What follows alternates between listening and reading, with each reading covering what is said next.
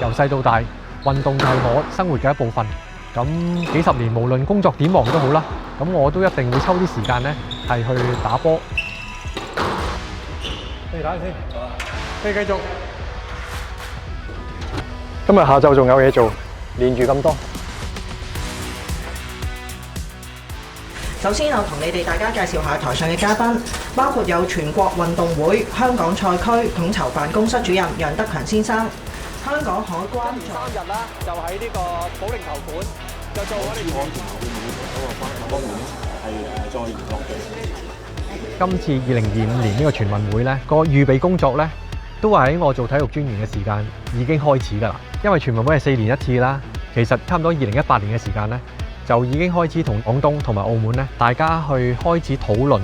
係咪可以合作辦呢個全運會。全運會工作咧，其實同呢個啟德體育園咧都可以講係密不可分嘅，因為我哋當時2018年咧有信心可以申辦呢個全運會咧，都係基於我哋預計喺幾年之後咧，啟德體育園咧就會落成㗎啦。咁到時咧，我哋就會好多有好嘅場地設施，係可以做一啲全運會嘅項目。一個就係7人橄欖球，會喺主場館嗰度做嘅。咁另外喺呢個體藝館咧，就會先做呢個男子手球賽事，咁跟住咧就會做呢個劍擊嘅賽事。咁另外除咗呢個競賽項目之外咧，全運會係一啲群眾項目嘅。咁我哋香港亦都會承辦一個就係保齡球項目，而保齡球咧亦都會擺喺啟德體育園嘅保齡球館嗰度做嘅。咁跟住喺11月做完呢個全運會之後咧，12月就係會做呢個殘特奧會，我哋嘅硬地滾球亦都會喺啟德體育園嘅體藝館，即係室內體育館裏邊咧係進行嘅。全運會係一個好大嘅比賽啦，全國最重要嘅一個運動嘅賽事，各個省市嘅運動員同埋有好多人咧，其實都非常之重視嘅。咁所以咧，一定係要辦到一個好高嘅水準。所以咧我哋係抱住一個非常之認真